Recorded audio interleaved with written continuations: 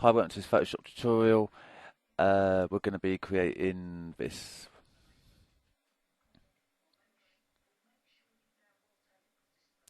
Now, this is quite a time-consuming job to make this, but we're going to do it. So some of the bits I might show you how to do it and then skip forward, but don't worry, I won't leave you hanging. So I've already started with our text effect with on a background. I just use a style for that, so window, styles, and I think I use this one here, which is called red with gradient stroke, and it's under the buttons. So you do pull the fly out and choose buttons, append them or add them. Choose that, and then I just scaled the layer style. So you right click on the layer style and choose scales. You can watch my layer styles tutorial for that.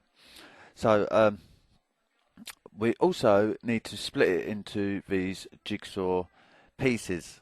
And to do that, we need to create this jigsaw shape, and we're going to do that in Illustrator. Now, I watched this on a tutorial yesterday, which was on, I think, and yeah, indeed, there it is. So that's where I got the idea. I'm not a great Illustrator user, so thanks to that person. We need to just get the size of this, so let's close this one. We can save it. Image size 1000 by 260. Let's remember that. Adobe Illustrator, file, new, and we're going to do the same but add 100 pixels. So 1100 by 360. One artboard. Leave all the rest as it comes, standard, and click OK. Now what we're going to do is get the rectangle tool. So there.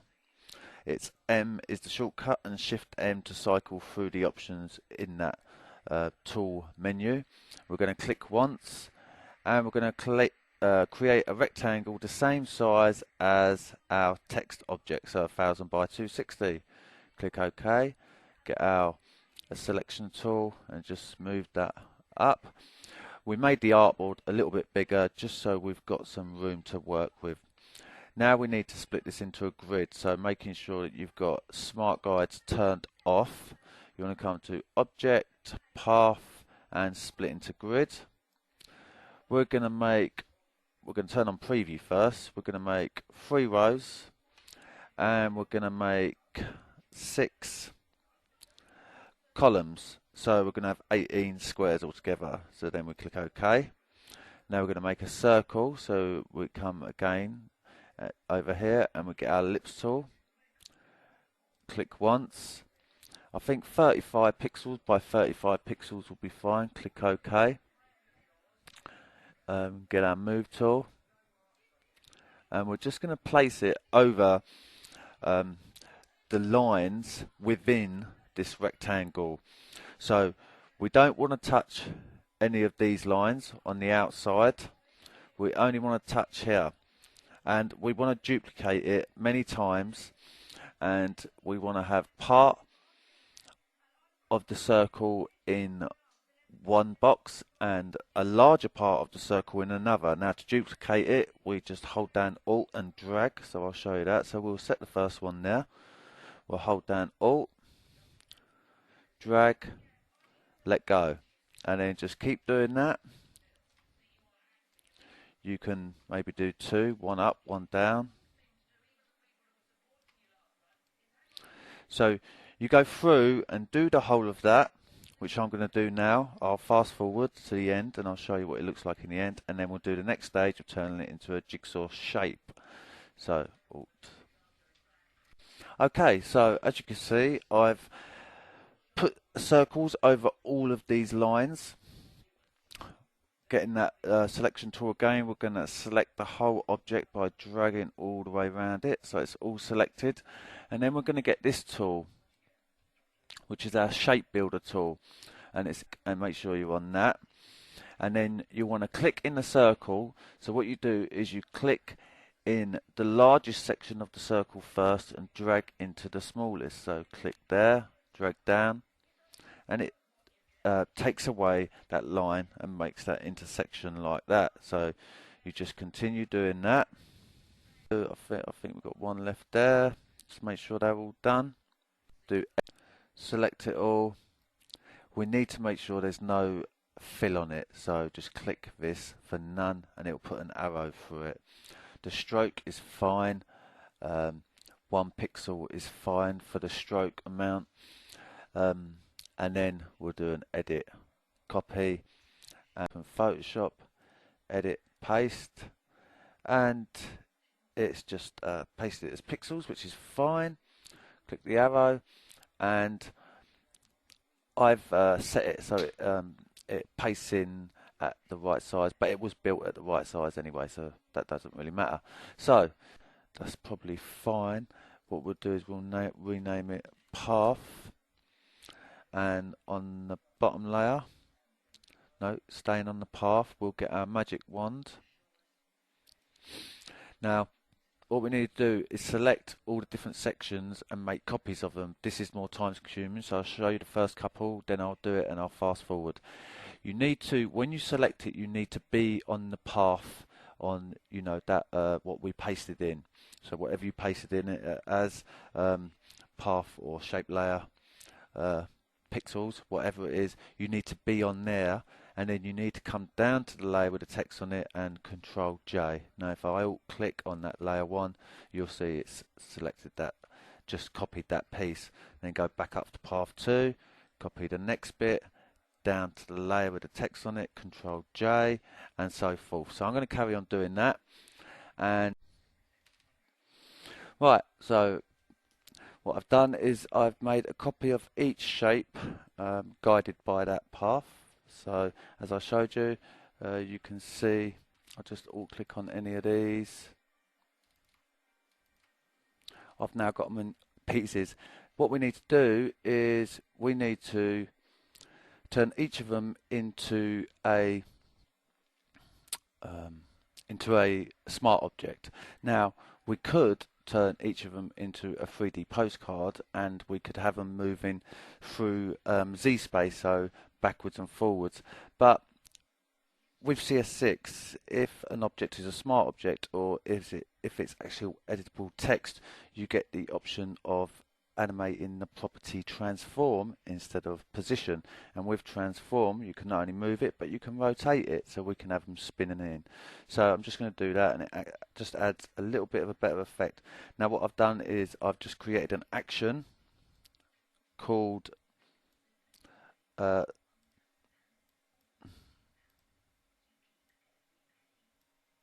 smart object. I've got a tutorial for actions on my channel at the website photoshopbus.co.uk, so you can go there and you can learn how to create an action. So we'll start at the probably top one and just run our smart objects layer 2.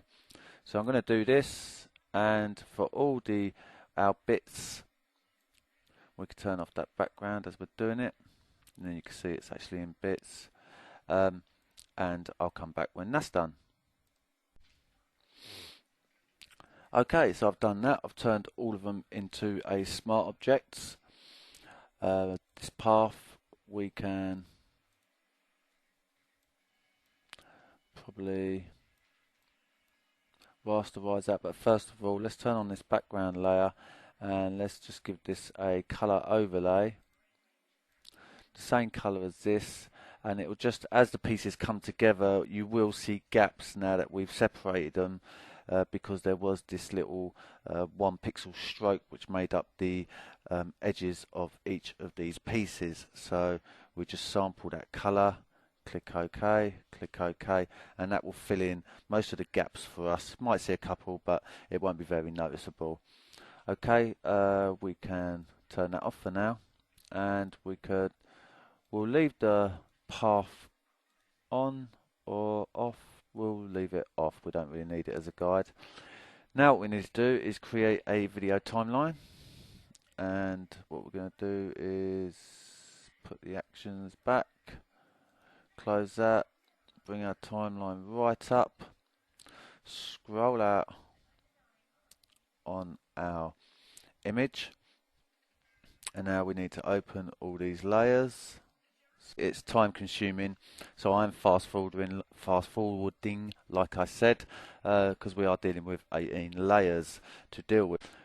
As I said, we've now got the transform option on each layer. We're going to go to the move tool. We're going to make sure we choose auto select so we don't have to keep clicking into the layers palette, coming back, blah blah blah. Now whatever piece we click on, we'll then be able to free transform. First of all, we're going to move the CTI to about 3 seconds. We'll move our work area down to about 4. Our animation will end at 3 seconds, and then we'll have about a second of static.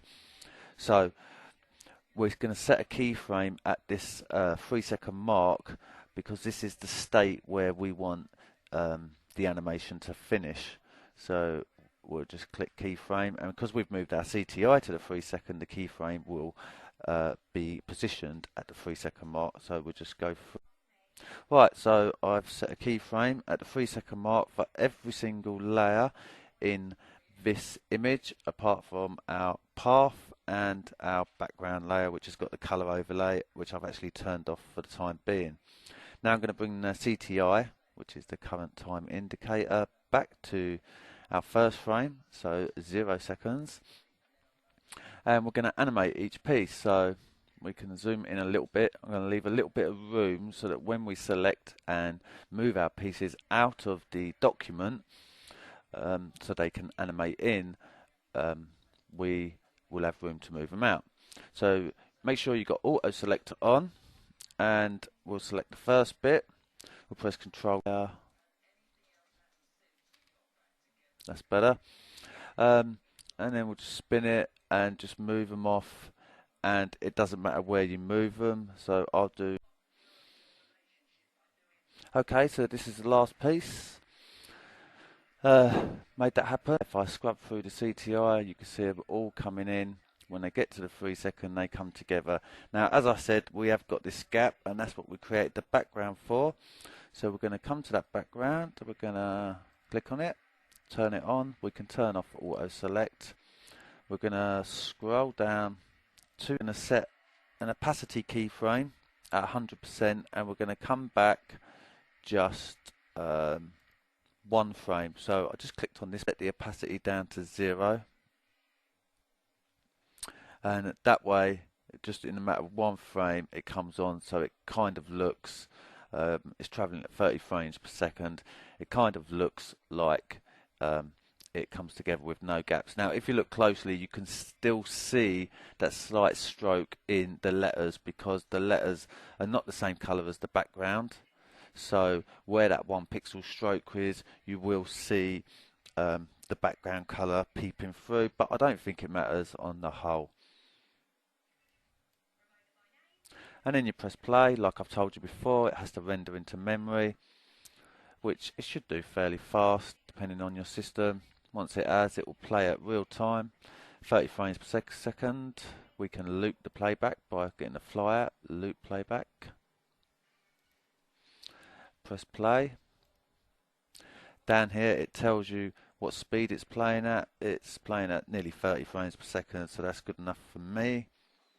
And do a file and save for web and devices, which I've shown you before how to do. So I've shown you how to export video, and I've also shown you how to save for web and devices.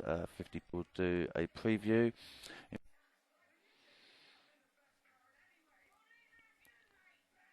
And there you go. Not too bad, or not too shabby. Okay, so, and then from there you'll save it. So, thanks for watching this tutorial. I'll be back soon with another one.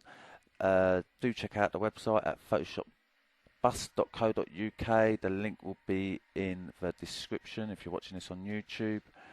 And I'll upload the original file for this, just this text, to that website so it can be used. And I'll see you next time.